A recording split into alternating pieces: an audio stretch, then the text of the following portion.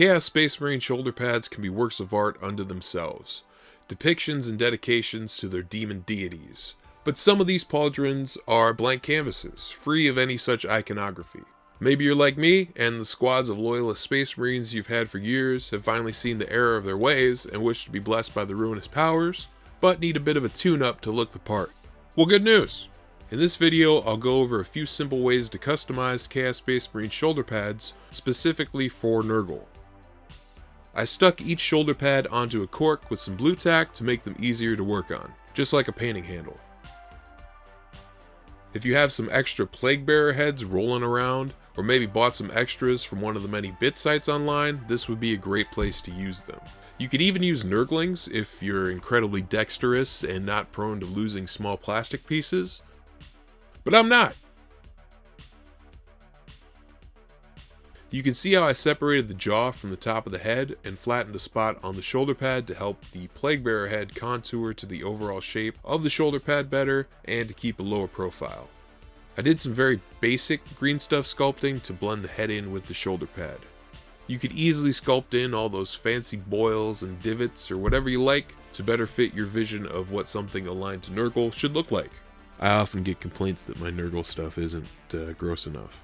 I also made sure the green stuff stayed within the trim around the edge of the shoulder pad to keep the overall shape intact. For the next shoulder pad, I picked 3 plague bearer heads. I removed the horns and cut them down to be pretty much just the faces. Again, I want the shoulder pads to be low profile and not look like I just glued a bunch of random stuff onto them.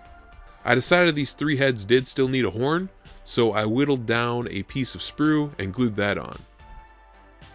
I did take one of the actual horns and glued that onto a different shoulder pad.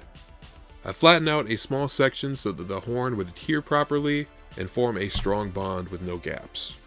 The 3-headed shoulder pad got a little bit of green stuff work to blend everything together. I wanted it to look like the heads on either side shared the respective cheekbone with the middle one, but I'm not sure how well that comes across.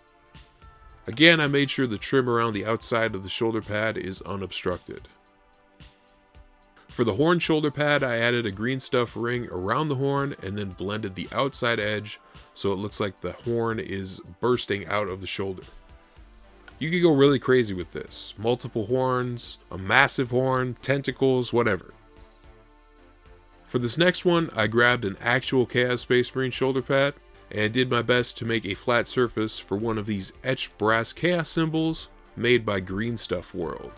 This case has 1 symbol for each god and 2 different chaos star designs, and there's a whole bunch of them.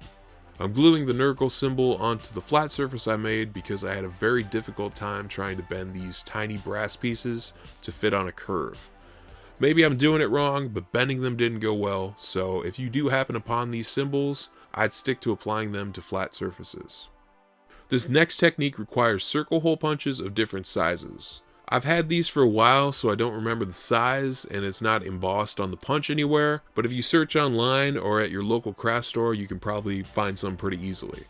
I used cheap sign plastic to cut out my circles, and then glued 3 of them on the shoulder pad in the formation of the typical Nurgle symbol.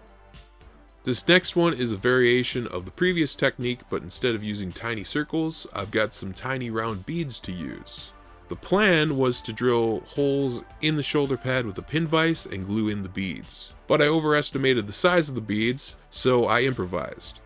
If you have a sharp tiny drill bit, you could drill some more holes in the bead to get that classic plague wiffle ball look, or I guess they're called sensors. But I don't have a sharp drill bit, or maybe this bead is made out of adamantium, so instead I covered the hole in the bead with some gel super glue and then used these tiny metal ball bearings and these plastic micro beads to use as studs or boils, and I came up with this.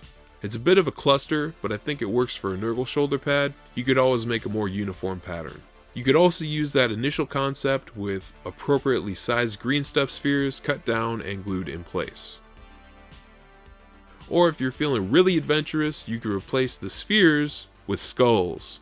I had to cut most of the shoulder pad out for the skulls to fit, so I used plastic glue to weld and blend the skulls into the shoulder.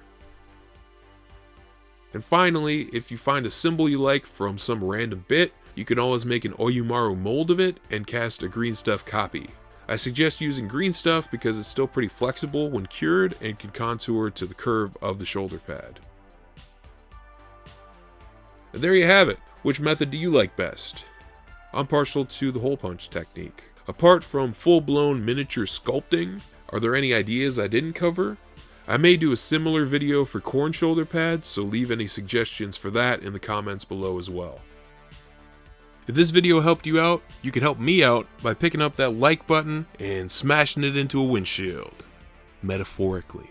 Much appreciated. Thanks for watching, and I'll see you later.